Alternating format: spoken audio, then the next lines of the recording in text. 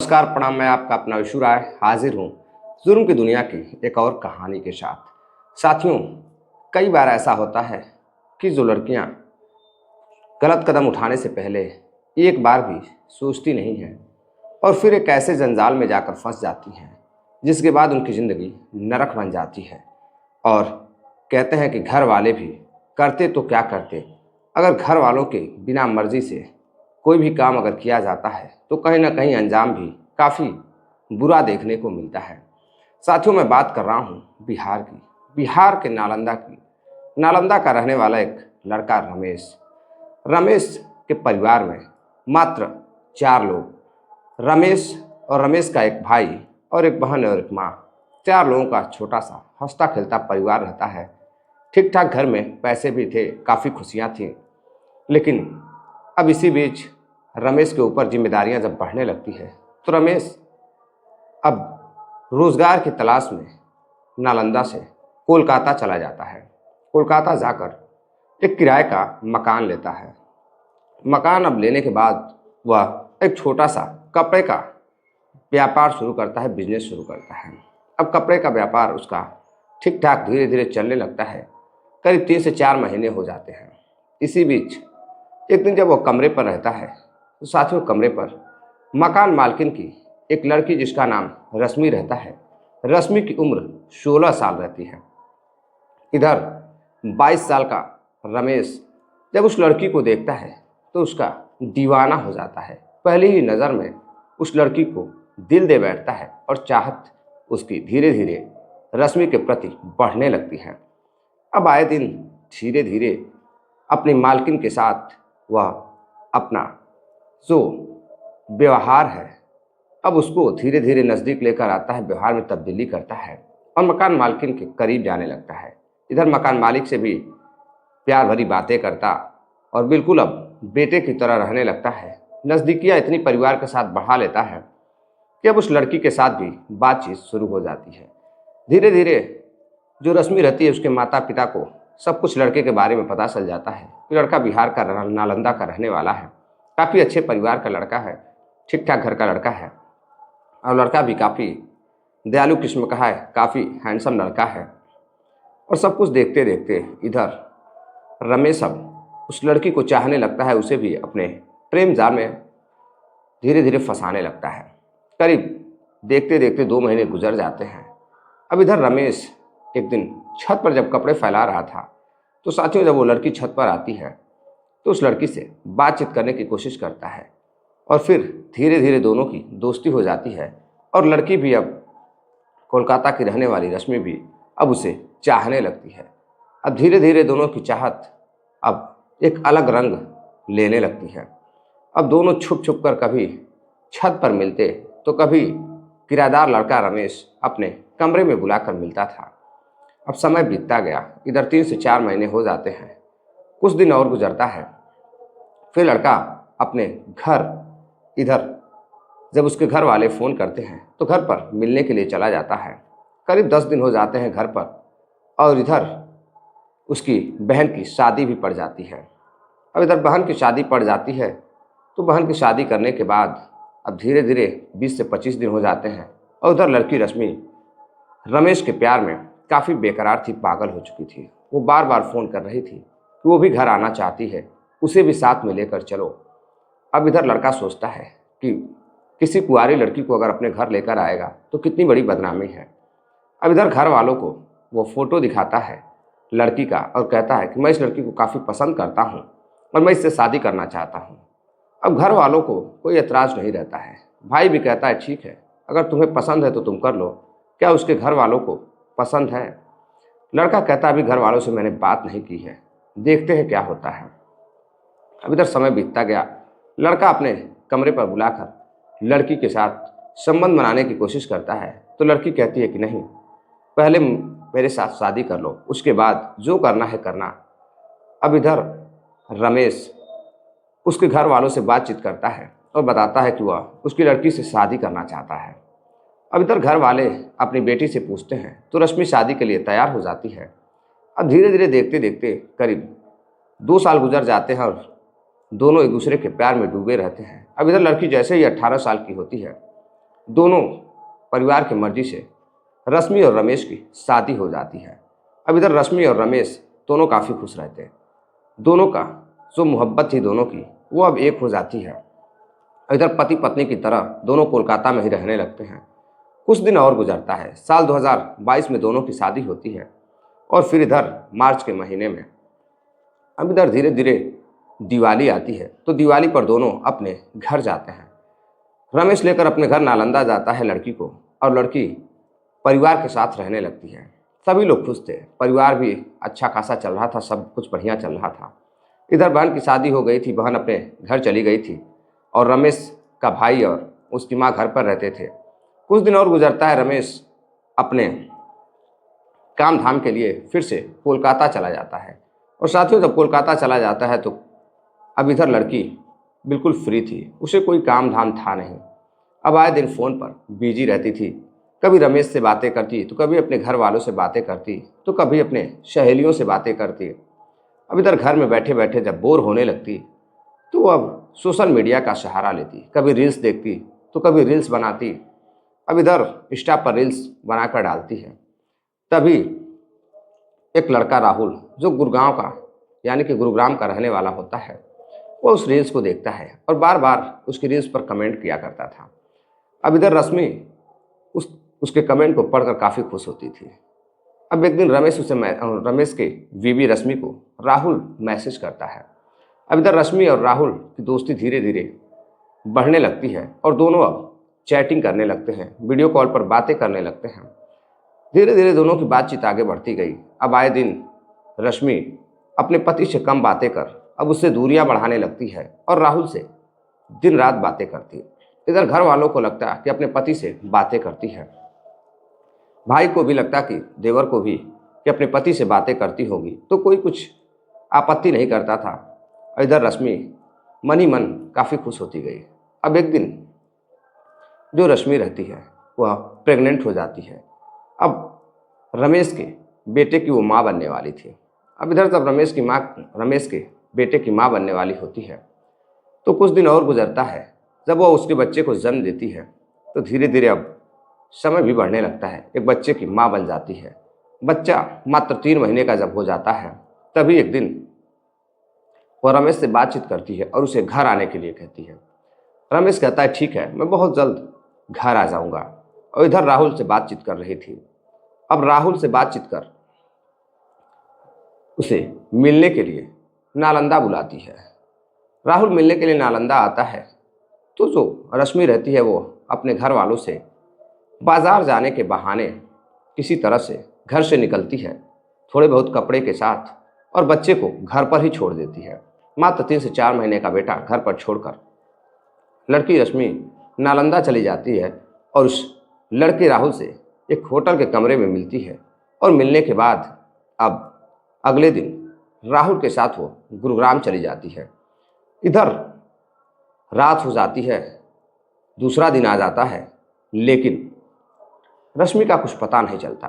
भाई यानी कि लड़की का देवर और रमेश और उसके घर वाले यानी कि उसकी माँ का बुरा हाल था। वो परेशान थे कि आखिर रश्मि कहाँ चली गई। बाजार जाने के बहाने तो निकली थी, घर पर छोटा सा बच्चे का रो रो कर बुरा हाल है। अब इधर रमेश भी बार बार अपनी पत्नी को फ़ोन करता, लेकिन फ़ोन बंद आने लगता है। अब उसे कुछ समझ में नहीं आ रहा था कि छोटे से बच्चे को छोड़कर रश्मि कहाँ चली गई। अब वो फ़ौरन ही कोलकाता से अपने घर आता है और घर आने के बाद अपने भाई को लेकर पहुंचता है पुलिस स्टेशन। वहां जाकर अपनी पत्नी के गुमशुदगी की रिपोर्ट दर्ज कराता है। इधर रिपोर्ट दर्ज हो जाती है, पुलिस वाले जांच पड़ताल करते रहते हैं, लेकिन कहीं से कुछ पता नहीं चल रहा था। तभी पुलिस जब कॉल डिटेल्स वगैरह निकालती है तो पता चलता है कि वो किसी लड़के से बातचीत करती थी और उसी के साथ वो चली गई है। इधर किसी तरह से पुलिस को नंबर मिलता है। पुलिस जब फ़ोन पर बातें करती तो लड़की बताती है कि वो अपने एक प्रेमी के साथ, राहुल के साथ गुड़गांव आ गई है। अब वो घर नहीं आना चाहती है, वो उसी के साथ रहना चाहती है। अब इधर रमेश को सारी जानकारी मिलती है। रमेश अपनी बीवी को समझाने की कोशिश करता है, बात करता है, लेकिन लड़की समझने को तैयार नहीं होती है। अब इधर रमेश अपने बच्चे को लेकर अपनी माँ के साथ घर पर ही रहने लगता है और उधर रश्मि राहुल के साथ गुरुग्राम में कई दिनों तक रहती है। लेकिन इसी दौरान एक दिन राहुल नशे में आता है और लड़की के साथ अप्राकृतिक तरीके से शारीरिक संबंध बनाने लगता है नशे की हालत में, और फिर अपने दोस्तों के को भी ऑफर करता है। लेकिन लड़की किसी तरह से अपनी जान बचाती है और दरवाज़ा बंद कर लेती है। लेकिन फिर अगले दिन राहुल से जब उसकी प्रेमिका कहती है कि तुम अपने दोस्तों के साथ कमरे पर आए थे, तुम्हें होश ही नहीं था, तुम क्या कर रहे थे, मैं अपने परिवार को छोड़कर आई हूँ। और इधर राहुल बिल्कुल अनजान था कि वो बच्चे की माँ बन चुकी है। राहुल को लगता था कि लड़की बिल्कुल कुंवारी लड़की है, मात्र 19-20 साल की लड़की। अब इधर जवान दिखने वाली खूबसूरत सी लड़की रश्मि। अब राहुल उसे बातचीत करता है और एक झूठी शादी रचाता है।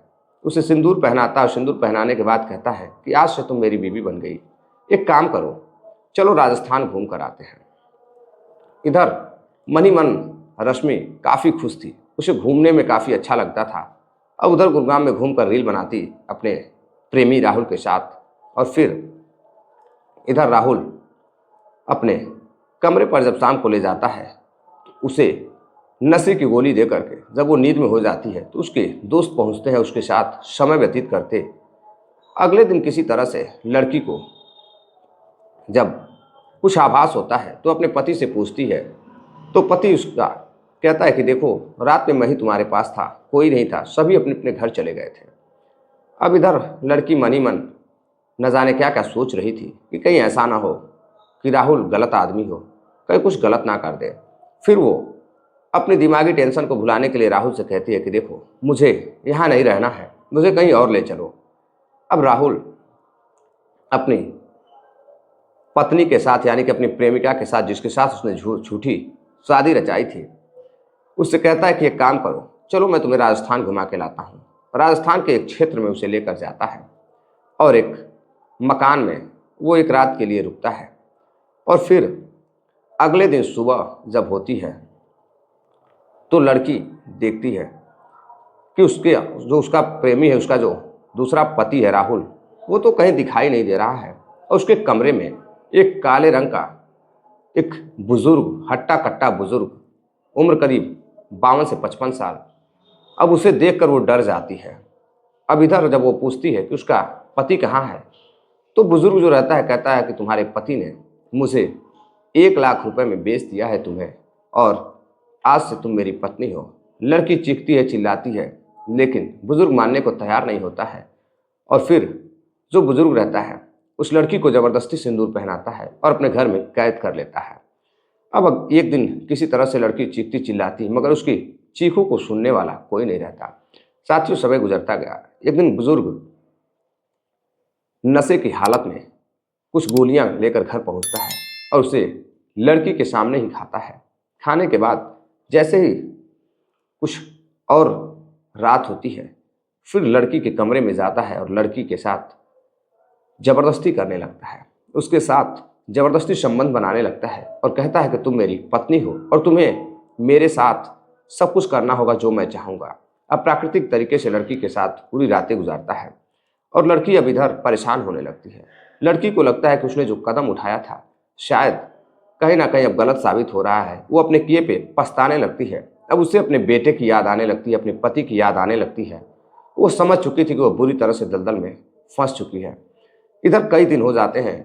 लड़की भागना भी चाहती थी लेकिन वो नाकामयाब हो जाती थी, क्योंकि जब बुजुर्ग जाता था तो उसे उसके हाथ पांव बांधकर दरवाजे में बंद कर बाहर से ताला लगाकर जाता था, और जब आता था तो लड़की के साथ अश्लील हरकतें करता था, संबंध बनाता था। अब धीरे धीरे लड़की काफ़ी परेशान हो चुकी थी। अब किसी तरह से लड़की अब बहाना करती है और फिर उस बुजुर्ग के साथ रहने लगती है। और इधर धीरे धीरे 2 महीने होने वाला था। बुजुर्ग के साथ रहती है और फिर बुजुर्ग के साथ प्रेम भरी बातें करती, बुजुर्ग को ये जताने की पूरी कोशिश करती कि वो उसका पति है, उसे वो पति के तौर पर मानती है। इधर वो खुश होने लगता है और फिर एक दिन बिना ताला बंद किए ही बाजार जैसे ही निकलता है, लड़की फौरन ही वहाँ से भागने की पूरी कोशिश करती है और फिर उसमें कामयाब भी हो जाती है। वो भागती है और भागकर एक जगह पहुंचती है और वहां पहुंचकर एक व्यक्ति से फ़ोन मांगती है और फ़ोन लेने के बाद अपने पति रमेश को फ़ोन करती है।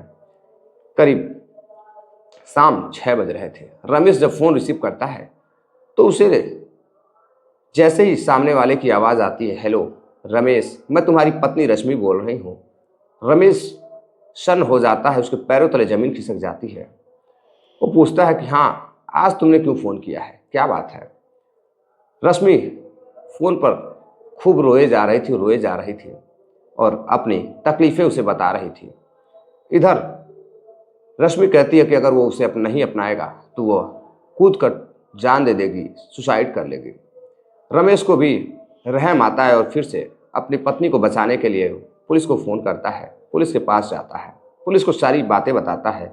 फिर पुलिस राजस्थान पुलिस की मदद लेती है और फिर उस लड़की के पास पुलिस जाती है और इधर पुलिस उस लड़की के साथ उस बुजुर्ग के घर पर भी जाती है और बुजुर्ग को गिरफ्तार करती है और बुजुर्ग को गिरफ्तार कर एक लड़की के शोषण के लिए उसे जेल भेज देती है।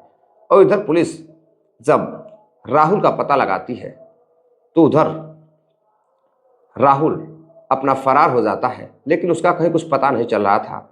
और इधर फिर पुलिस किसी तरीके से लड़की को सही सलामत बरामद कर लेकर पहुंचती है नालंदा। नालंदा जाने के बाद पति रमेश अपनी पत्नी को जब घर लेकर जाता है तो वहाँ अड़ोसी पड़ोसी जितने भी थे सभी की भीड़ इकट्ठा हो जाती है और सब लोग रश्मि को ताने मार रहे थे, बुरा भला कह रहे थे। माँ जो उसकी सास थी वो भी उसे बुरा भला कह रही थी कि आखिर तुमने जब प्रेम विवाह किया था तो फिर इस तरह से किसी और के प्यार में पड़ने की तुम्हें क्या ज़रूरत थी। तुम्हें अपने बेटे पर भी रहम नहीं आई, तुमने एक मासूम से बेटे को छोड़ दिया तो तुम्हारे साथ बुरा तो होना ही था। अब इधर लड़की का बुरा हाल था, उसका रो रो कर भी बुरा हाल था, रोए जा रही थी। किसी तरह से पति के कहने पर घर वाले मानने को तैयार होते हैं और लड़की को रखने के लिए राज़ी हो जाते हैं। और इधर रश्मि को उसका बेटा मिल जाता है, लेकिन कहते हैं कि जब लड़कियां हदें पार करती हैं और अपने परिवार और अपने पति को धोखा देने की कोशिश करती हैं तो कहीं ना कहीं उनके साथ ऐसा जुल्म होता है कि फिर वो सोचने पे मजबूर हो जाती हैं। साथियों, कई कहानियां मैंने ऐसी सुनाई हैं और हर रोज़ कोई ना कोई न्यूज़ ऐसी आती है कि जब लड़कियों को लोग ले जाकर राजस्थान में, कहीं गुरुग्राम में, हरियाणा में बेच दिया कर रहे हैं, बेचने और खरीदने की बातें भी कर रहे हैं। यहाँ से वहाँ बेच दिया जाता है। बिहार में, यूपी में, कई जगह, झारखंड में भी ऐसी खबरें देखने सुनने को मिली जब एक लड़की को ले जा करके दूसरे गांव में बेच दिया गया बुजुर्ग के साथ शादी करने के लिए। कई ऐसे दलाल भी आजकल घूम रहे हैं जो लड़कियों को ले जाकर हरियाणा और राजस्थान में शादियां भी कराते हैं। तो ज़रूरत है साथियों इनसे सावधान रहने की, सतर्क रहने की। और इस कहानी, इस घटनाक्रम को सुनाने का उद्देश्य भी यही है कि आप लोग सतर्क रहें, जागरूक रहें, अपना ख्याल रखें। साथियों, मिलते हैं एक और नई कहानी के साथ। तब तक के लिए आप लोग कहानी को शेयर करिएगा, वीडियो को लाइक करिएगा, कमेंट करिएगा। आने वाली कल की कहानी में आप सभी का नाम लिया जाएगा। चलते चलते कुछ साथियों ने कमेंट किया, अपना नाम लेने की जो अपील की है उसमें सोहनलाल सेठिया जी हैं, ब्यावर राजस्थान के रहने वाले हैं। सुनील चौधरी जी हैं, सेंट्रल जेल बीकानेर के रहने वाले हैं। सतीश मदेशिया हैं, उत्तर प्रदेश मऊ के रहने वाले हैं। बनारस से शाहिल खान भाई हैं, हमारी कहानी को रोज़ाना देखते हैं और हमेशा कमेंट करते हैं। उमेश चौधरी हैं, यह दिल्ली से हमारी कहानी को देखते हैं। तो साथियों, आप सभी का बहुत बहुत धन्यवाद। इसी तरह प्यार देते रहिए, कमेंट करते रहिए। तबीयत कुछ ठीक नहीं थी, इसलिए आज 2 दिनों के बाद मैं कहानी को लेकर आ रहा हूँ। मिलते हैं एक और नई कहानी के साथ। नमस्कार, जय हिंद।